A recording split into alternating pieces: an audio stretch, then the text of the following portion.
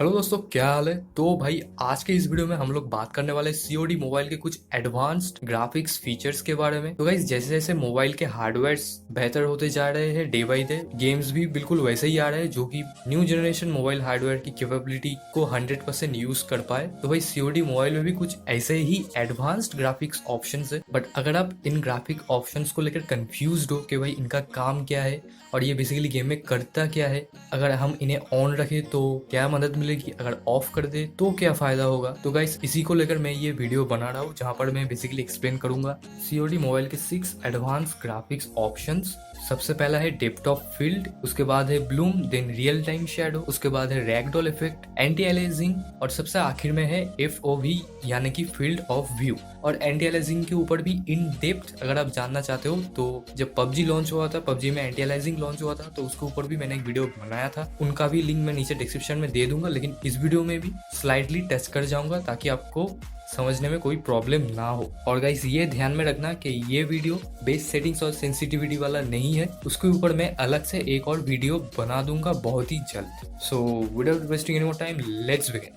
तो गाइस सबसे पहले तो इधर आता है हमारा डेप्थ ऑफ फील्ड। तो इसका क्या मतलब है, तो बेसिकली अगर हम लोग डेप्थ ऑफ फील्ड को ऑन करते हैं तो जब भी आप गेम में एडीएस ऑन करोगे, मतलब कोई सा भी स्कोप ऑन करोगे, तो स्कोप के बीच में जो बंदा होगा या फिर जो व्यूज आपको मिलेंगे वो एकदम क्लियर होंगे और उसके आसपास बाकी पूरा का पूरा स्क्रीन एक ब्लर हो जाएगा, धुंधला सा दिखेगा। तो इससे गाइस स्नाइपिंग में तो मदद मिल सकती है और गेम का ग्राफिक्स देखने में भी अच्छा लगेगा। बट डेप्थ ऑफ फील्ड की वजह से अगर आप नॉर्मल एआर वेपन्स या फिर एसएमजी वगैरह का यूज कर रहे हो और स्कोप ऑन कर रहे हो तो पेरिफेरल विजन्स जो है वो ब्लॉक हो जाएंगे।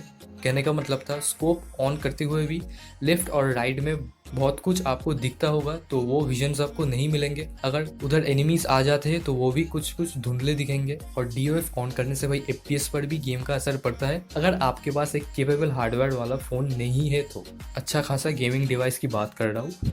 सो ज़ॉम्बी मोड पे मेरे ख्याल से इसे ऑन करना सही रहेगा क्योंकि ज़ॉम्बी मोड पे ज़्यादातर लोग मज़े के लिए खेल रहे हैं। बट अदरवाइज बैटल रॉयल या फिर मल्टीप्लेयर पे भाई इसे ऑफ ही रखो। नेक्स्ट आ जाते हैं ब्लूम पर। तो गाइस अभी मेरा ग्राफिक्स हाई पे है तो इधर ब्लूम इफेक्ट ऑन नहीं होने वाला, तो मैं लिटरली अपना ग्राफिक्स को वेरी हाई करूंगा। तो अभी जैसा कि आपने देखा मेरा एफपीएस भी एक्सट्रीम से वेरी हाई पे आ गया। इसका मतलब ब्लूम भाई लिटरली इफेक्ट करता है आपके फ्रेम रेट को, गेम के एफपीएस को। तो अगर किसी को ग्राफिक्स बहुत ज़्यादा पसंद है बजाय कि एक एफपीएस जो कि इंपॉर्टेंट होता है कॉम्पिटिटिव गेम में, तो भाई आप ब्लूम को ऑन कर सकते हो, वरना इसको ऑन करने का कोई मतलब ही नहीं बनता। अभी ये चीज़ करता क्या है ये मैं आपको शो कर देता हूँ। वैसे यूनिटी इंजन पे भी सीओडी वालों ने ब्लूम इफेक्ट काफ़ी कमाल का लेके आए हैं, तो इसे मैं पहले शो करता हूँ उसके बाद समझाता हूँ। तो गाइस ये है हाईजैक्ट मैप। इधर सन रे सीधा फ्लोर पे गिर रहा है, वुडन फ्लोर पे या फिर ग्लास फ्लोर पे, और एक बहुत ही अच्छा सा लाइटनिंग इफेक्ट दे रहा है जो कि आपको दिख रहा होगा। तो गाइस बेसिकली यही है ब्लूम इफेक्ट। किसी भी सरफेस पर सनरेज या फिर सीधा लाइट गिर के एक रिफ्लेक्ट होता है और ग्लो करता है, तो उसको कहते हैं ब्लूम इफेक्ट। और जैसे कि गाइस आपने देख ही लिया कि ब्लूम इफेक्ट को ऑन करने से एफपीएस की वाट लग जाती है। सो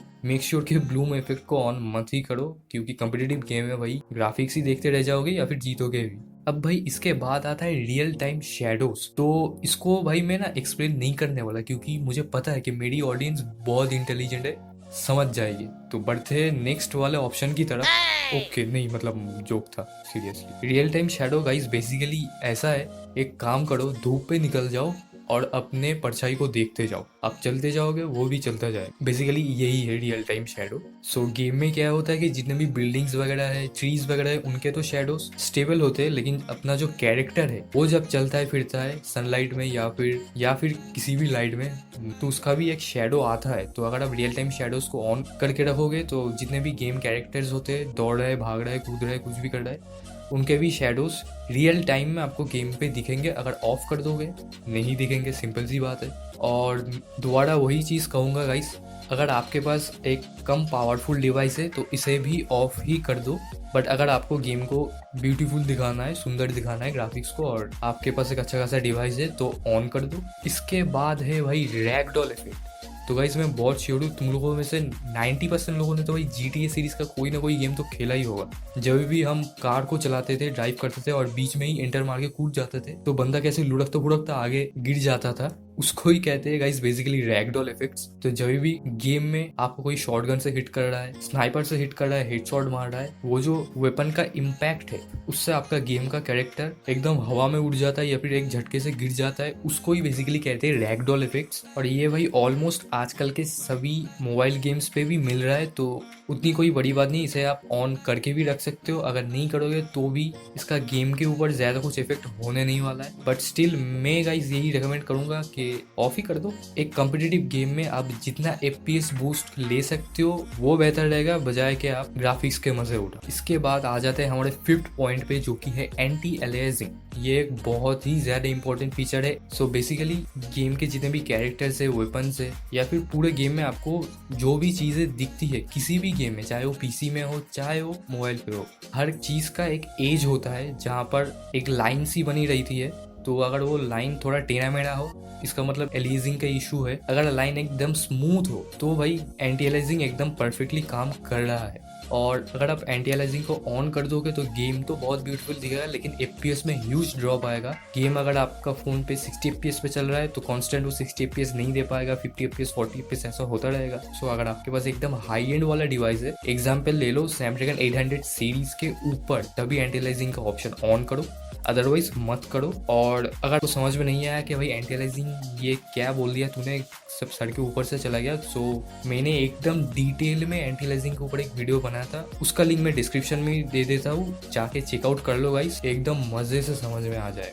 और इसके बाद गाइस फाइनली आ जाते हैं हमारे लास्ट पॉइंट पे, जो कि है FOV फील्ड ऑफ व्यू, जो कि मैंने अपने 1.0.2 वाले वीडियो में भी एक्सप्लेन किया था। तो उसी का वही पोर्शन मैं इधर ले आता हूँ कट करके। लेकिन गाइस बेसिकली तब बैटल रॉयल का FOV और मल्टीप्लेयर का FOV 100 था, अभी 75 मैक्सिमम हो चुका है। FOV बहुत ज्यादा करने का एक ही नुकसान है कि आपके जो ओपोनेंट्स है वो थोड़े से छोटे छोटे दिखेंगे, बट अभी तो 100 नहीं है, अभी 75 है, तो आप एकदम मैक्सड आउट पे भी कर सकते हो। बैटल रॉयल के लिए, मल्टीप्लेयर के लिए मैं आपको रिकमेंड करूंगा कि 60 FOV पे ही रखो, सही रहेगा। तो अभी देख लो FOV एक्चुअली में है क्या चीज़।